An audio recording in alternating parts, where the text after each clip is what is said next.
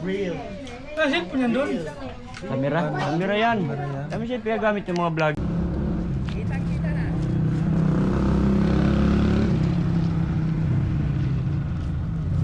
Ramadan is ordering, bro. Okay.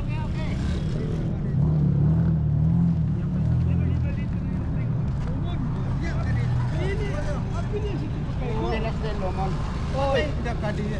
Gas pa ba niya mo?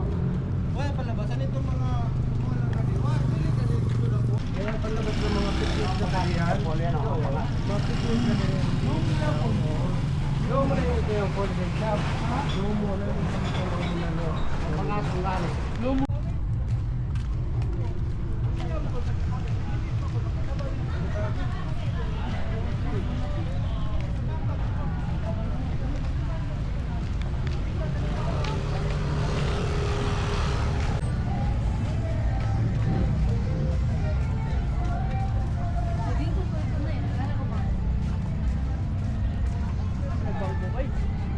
Wala may bangkon lagi ni. kuha niya ni. Pwede na pod, fight sa naman pod. Posisyon. Standing ovation.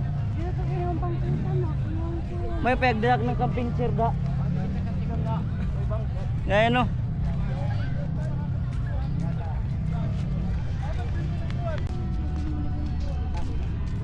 Halo dah. Ito ko yung bubay.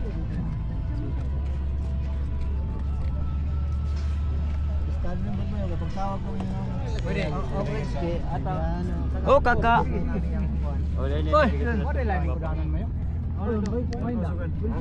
أيها الذين آمنوا كتب عليكم الصيام كما كتب على الذين من قبلكم لعلكم تتقون أياما معدودات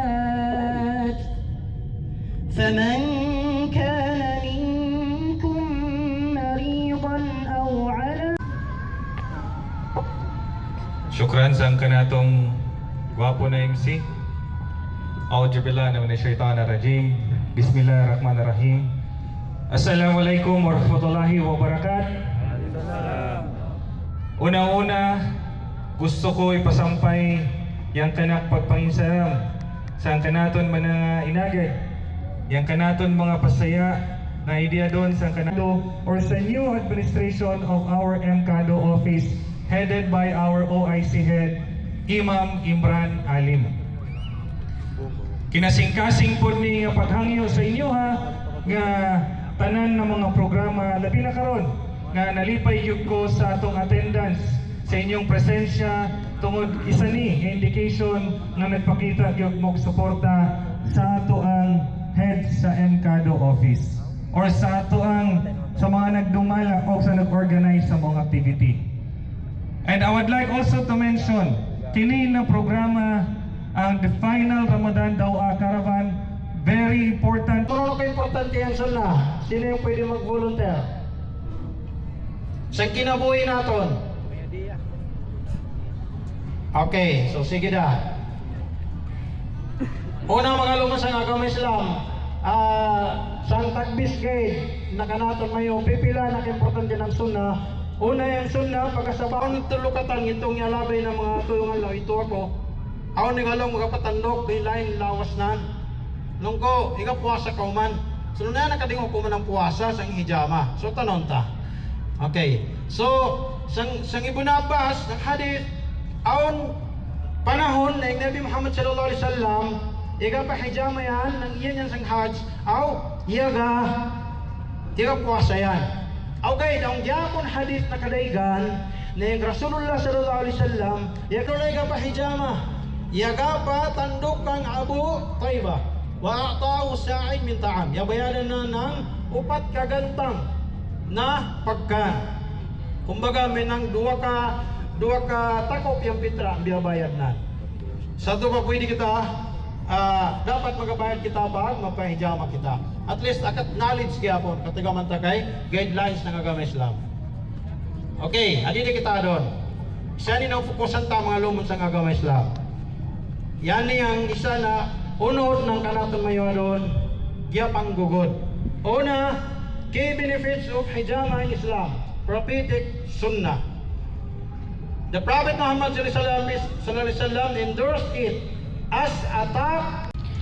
Alhamdulillah Rabbil Alamin. Assalatu wassalamu ala Rasulillahil Karim wa ba'd. Assalamu alaikum wa rahmatullahi wa barakatuh. Sangkari ko ng mga participants, syukran sa kamayo pagtambong sang joint program ng Hayatul Ulama Davao Oriental aw ng AIMA ng Mati City and support ng kanatin office ng and also I would like to acknowledge the presence of our board member makatabog ay Suhem sa baba. Yes, board, syukran sa kan mo pagtambong. Anyway, di na ko kailangan mag-atag ng lecture. Sheikh Dhun Nurain and Sheikh Abdurrahman Qadraw is enough sang gabi na yani. But let me express my observation sang panghitabo sang dunya, sang adon, and connection sang kanaten banwa adi sa Mati City. Iunggat ko bilang Al-Imam University, inagad namin ni Sheikh Dhun Nurain, ni Sheikh Al-Jubair, ni Sheikh Nurhaji Kamanggo, ni Sheikh Rael, ni Sheikh Amrullah Ilino, and the other ulama na igatapos sa Al-Imam University. Yanin ka natin mayo guest speaker, graduate sa International Studies, major in American Studies in Ateneo de Davao University, year 2018. He continued his study on Sharia Islamic law at Al-Imam Muhammad bin Saud Islamic University in 2018, major in jurisprudence and its principle. He enhanced his scholarly training by undertaking specialized studies and imama and ifta at Al-Azhar University in Egypt, Cairo, in 2018. At present, he also serves as Deputy Chairman of the MNLF Davao Chapter Supreme Council of Ulama, contributing religious leadership and community development. At present, he also serves as Deputy Chairman in Davao Chapter of Supreme Council of Ulama, MNLF, and then no other than Sheikh Abdurrahman Qadraw Abu Ziyad. فليتفضل مأجورا مشكورا. تكبير.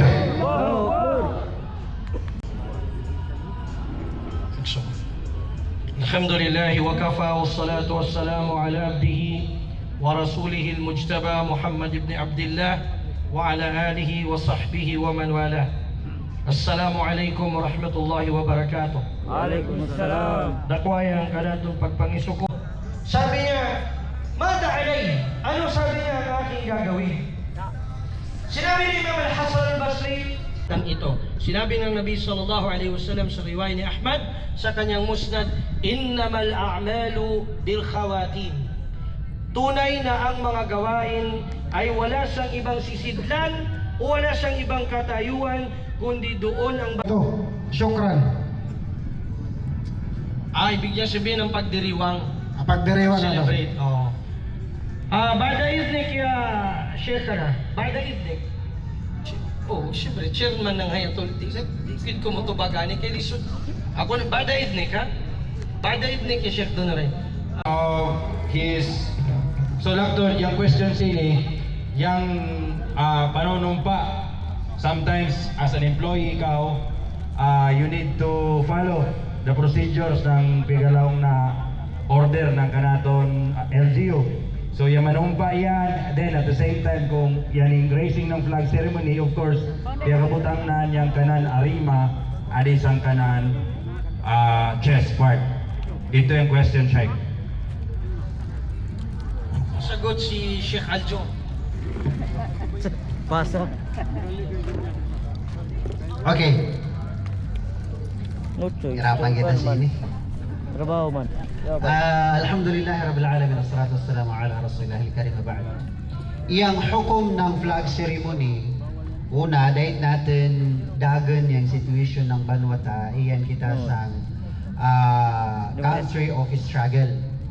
Or darul harb kita, iyan kita sa Muslim minority, so aw ka natin government, so kailangan kita kamumagad.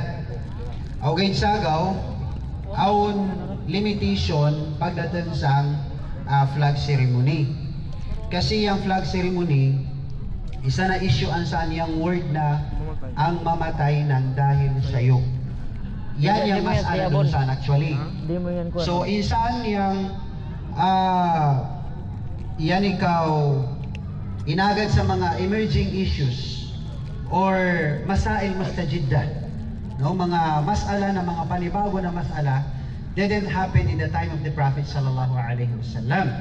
So sini na panahon kailangan natin magamit yung juristic reasoning or al-ijtihad based on kanatin situation. So wa may flag ceremony sa Saudi Arabia, of course yung mga ulama na magasikin sa Saudi, direct yan mag-ifta ng bid'ah at ka di mapakay. Pero kailangan bago kita mag-ifta sinyan, kailangan natin sabuton yung context. Kailangan ta sabuton yung context. Aon mga banwa na di mapakay madayang ifta nila sang isa ka banwa sa sang aong pigabidan ng situation. Okay? So indirect, yung pag-flag ceremony, pag-apil sang flag ceremony, mapakay. Pag-apil sang flag ceremony, mapakay. Yang pag-indag uman, mapakay. Awag yun. Maskin sang kanami level, sang kanami mga inagad. Awag doon maga-flag ceremony na never yun yan maga-indag. Never yan maga-indag. Sabsang yan ikanan ikaputan, kung uno yan, hukom paano ng agama Islam sinyang ang mamatay ng dahil sa iyo. Magapakamatay yan sa bapan sang flag. Sulong nilang shirk. Pero adi ka natin bilang employee ng government. Kailangan ta iyang pagsunod sa kanatin gobyerno as long as di natin akakafir. Di mo man ina nakakafir, kaya garespeto kaw gaid.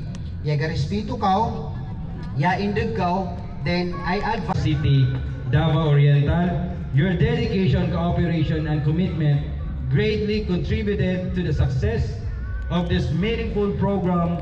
May Allah reward your organization abundantly for your efforts in supporting da'wah and serving the community.